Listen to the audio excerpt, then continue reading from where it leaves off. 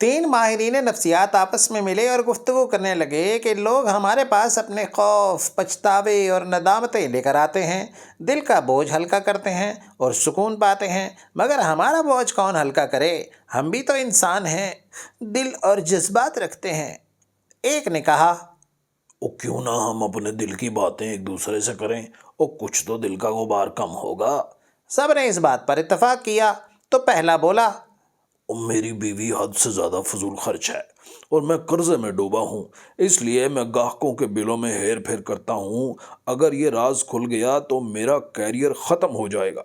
دوسرا بولا، اوے مجھے جوے کی لت پڑ چکی ہے اور اب شراب بھی پینے لگ گیا ہوں، اپنے مریضوں کی باتوں پر توجہ بھی نہیں دیتا، بس اوپر سے ہاں میں ہاں ملاتا ہوں۔